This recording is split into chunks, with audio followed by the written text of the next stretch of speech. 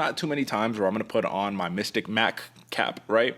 This was one of those times where I have the clip circulating, right? This is one of those fights where I say it's easy to just say Ismagulov. Oh yeah, but here's the problem.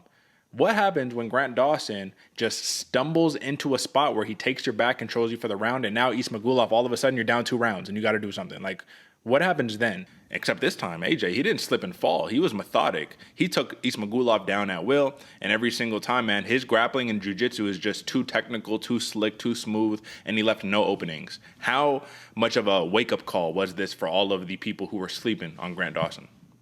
Not only the people who are sleeping on Grant Dawson, but the people who say a game plan doesn't work. I mean, the old Mike Tyson adage is true more often than not. Everybody has a plan until they get punched in the mouth. Unless you're Grant Dawson and you're able to stay true to that game plan and find the ways that are going to make you successful. We say all the time on the show, the best fighter does not always win. And Grant Dawson is a true adage to that, where he sticks to what he does best and makes it his fight. And like you said, controlled Ismagulov, took him down at will, made this close, potentially close fight not that close. I mean, he was in control. I don't remember one real moment where I was thinking like, damn, Grant Dawson might get put out right here. This dude stayed safe, stayed in his lane. One of the most admirable things about him. And like you said, Derek, we said it in the intro quote that we have circulating. The game plan and the way this dude stays to it is impeccable. Yeah, absolutely. And if you want to talk numbers, Grant Dawson officially with 12 minutes and 24 seconds of control time. Takedowns, 3 of 5. So it was. I actually thought it would be worse than that. I thought we're talking about like, you know what I mean, 2 for 8, 2 for 10. Bro, 3 for 5.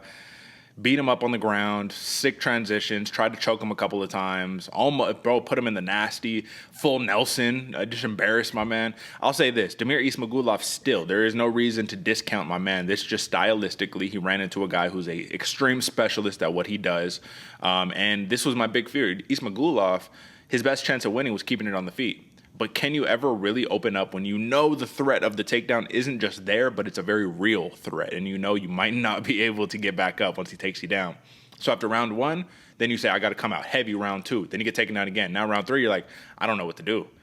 I'm going to walk forward and then I'm going to get taken down again. And that's exactly what happened, man. So Grant Dawson, you beat number 12, right? So you move up the rankings in the lightweight division. Now he's calling out, either give me a big name or give me a big rank. What is he most likely to get? A Tony Ferguson type name or a Benny Dariush type rank? What do you think?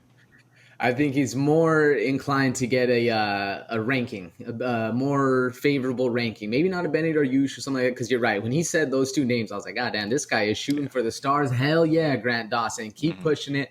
I don't think you're going to get that, but as long as you're searching high, you'll get something that's higher than what they would have given you, off the bat when you're asking for nothing.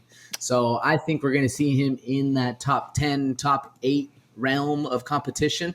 Who do you think is a really good matchup that's going to give Grant Dawson a closer fight, but still be able for him to shine in his own light?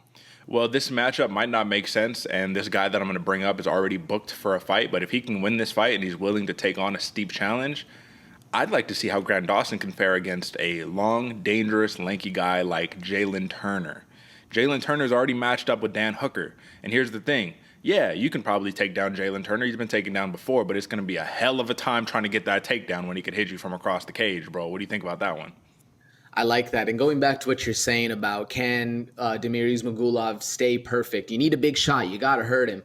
Jalen Turner has the ability to hurt you and then really open up, stay at range. So I like that, man, especially if Jalen Turner is just a little sloppy, then Grant Dawson can get on the inside and control him. So there's ways for both fighters to really work that. Sounds like a massive hill fighting against the tarantula. It sure does, but I mean, Gamrot got it done, and Gamrot's much smaller too, so who's to say Grant Dawson can't get it done? All I'm saying here, this is going to be my final testament for this matchup and for this fighter. Grant Dawson, you had a 19-1-1 fighter, hadn't lost in like 7 years, right? This dude is plus money, and you know that he just mauls everybody in there. Time to give my man a little bit of respect. That's all I'm saying. Like, let's have some more people hop on the Grant Dawson hype train. I just think he deserves it, honestly. But that's neither here nor there once again. All right, man. Big co-main event. Big win for Grant Dawson.